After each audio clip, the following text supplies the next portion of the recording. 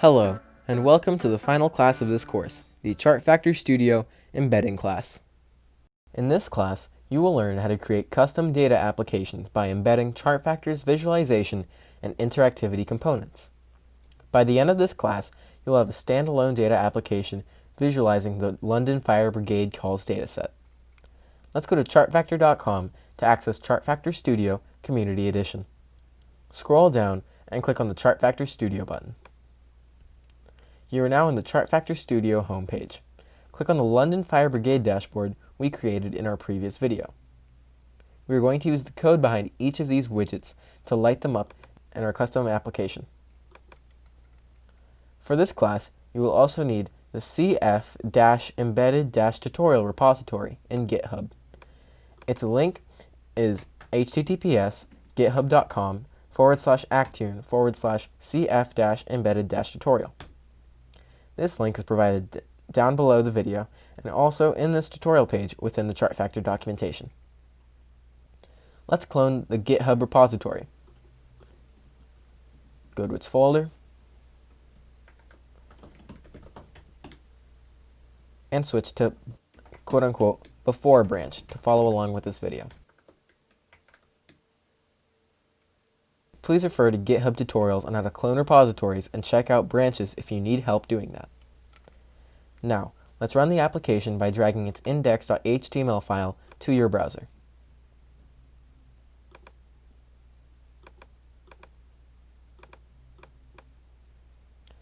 Notice that the application doesn't include any widgets yet.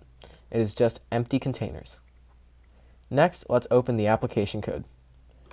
You can use your editor of choice. In this video, I will use Visual Studio Code. Open a new window and drag the application folder to it.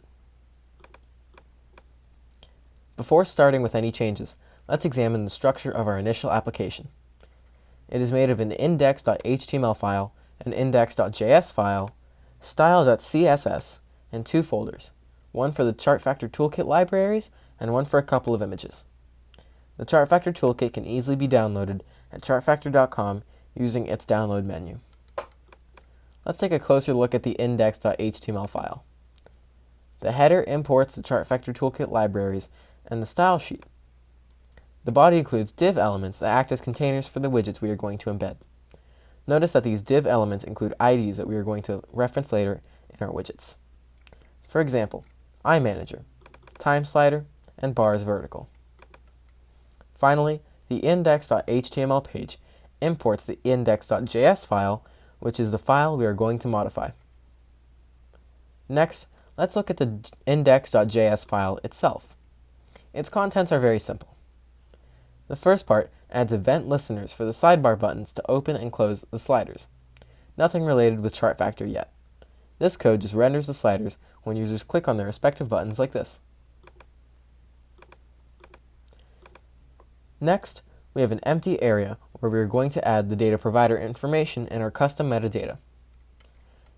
Then, we declare empty functions for our visualization components.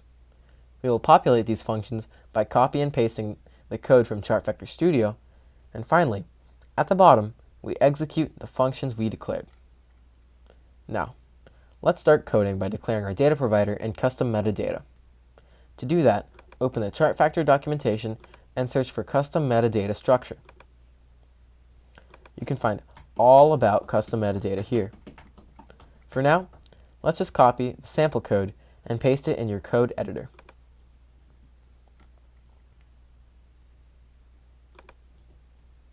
Now, let's fill in the information of our provider. The name is the same data provider we used for our ChartFactor Studio dashboard. Let's copy and paste it.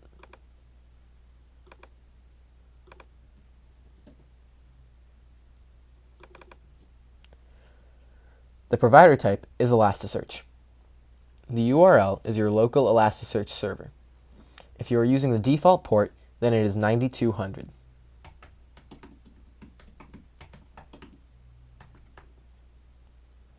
And the metadata is what we have in our Studio metadata window.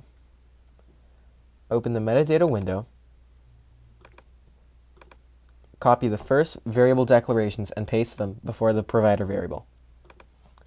Then, copy everything inside the meta variable and paste it as the metadata of our provider.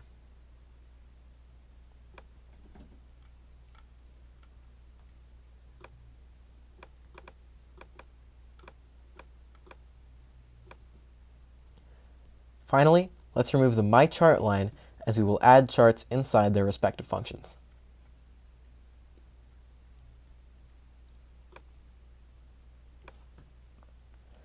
Our data provider declaration is now ready. Next, we are going to fill in the functions for our widgets. For each widget, we are going to copy code from ChartFactor Studio and paste it to their respective function. Let's skip the interaction manager for now and start by filling in the trend function.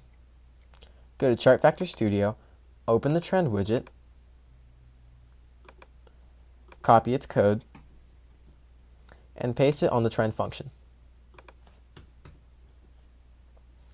Add the element before the execute function. Type dot element quote-unquote trend. This element refers to the trend div element we declared earlier in our HTML page. Save your index.js file and refresh your application page to make sure the widget is working. It looks good. Let's do the same for the vertical bars. Go to ChartFactor Studio, open the vertical bars widget, copy its code, paste it on the vertical bars function, and add the element before the execute function. Type dot element quote-unquote bars dash vertical. As with the trend, the element refers to bars dash vertical div element we declared earlier in our HTML page. Save this file and refresh your application page to make sure our widget is working. Good. Next, let's do the same for the box plot. Go to ChartFactor Studio, open the box plot widget, copy its code, and paste it on the box plot function. And add the element before the execute function. Type dot element quote-unquote box plot.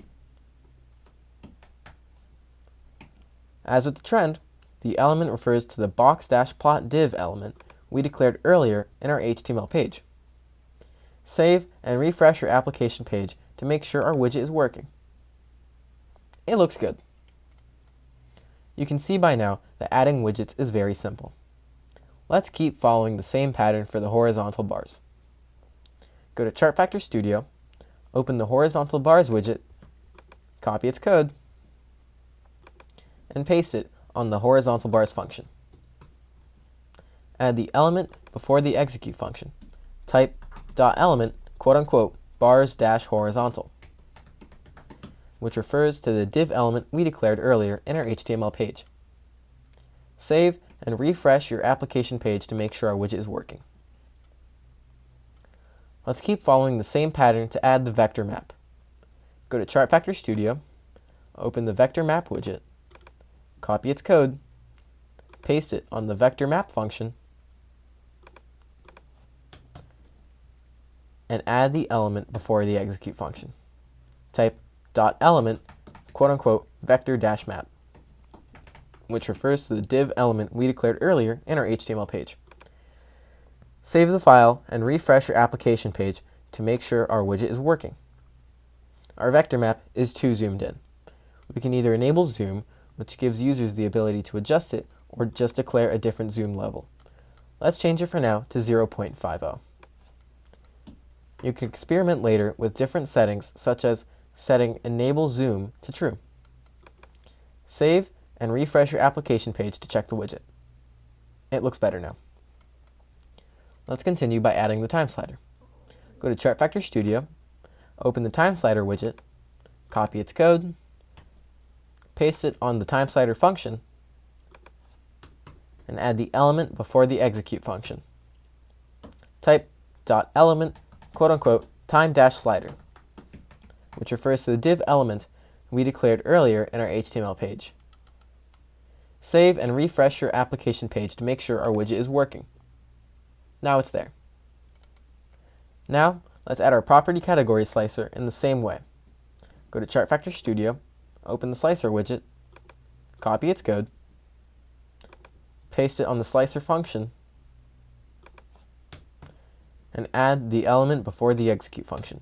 Type dot element, quote unquote, slicer, which refers to the div element we declared in our earlier HTML page.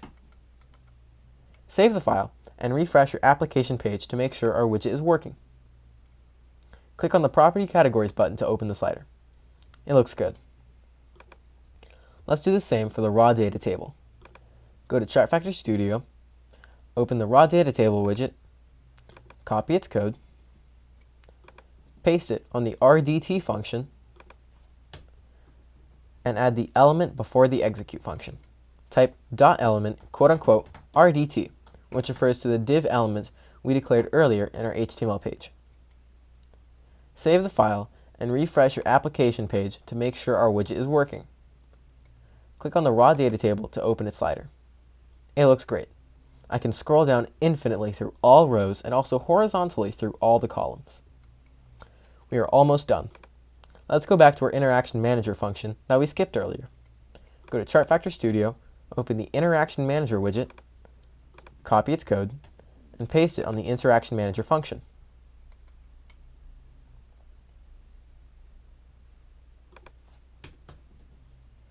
Now, in ChartFactor Studio, we use its built-in getID function to obtain the element ID of the widget using its widget title. In this case, we obtain the element ID of the calls by hour of the day widget to apply a client filters rule. We don't need to call getID here since we know the element ID. So let's remove this line and simply replace reference to vis1 with bars dash vertical to declare that we will use client filters for that chart. Next, let's tell the Interaction Manager to use its modern skin. Type dot set, quote unquote, skin, comma, quote unquote, modern. Finally, add its element. Type dot element, quote unquote, iManager. This refers to the div element we declared earlier in our HTML page. Our application is now complete. Save this file and refresh your application page. And now, let's take it for a spin. Select a property category. Notice how the modern skin of the Interaction Manager, which is different from the one we used in our ChartFactor Studio dashboard. Select a day by clicking on a trend point. Play the data, and it's looking great. We have created a custom data application by copy-pasting the code that ChartFactor Studio generates. ChartFactor Studio's transparent code approach means that you can see the code behind these components and copy-paste it to easily create your most demanding data applications. We made the application we created today publicly available. You can access it at https://chartfactor.com/london-fire-brigade/ with the exact same functionality. Thanks for watching.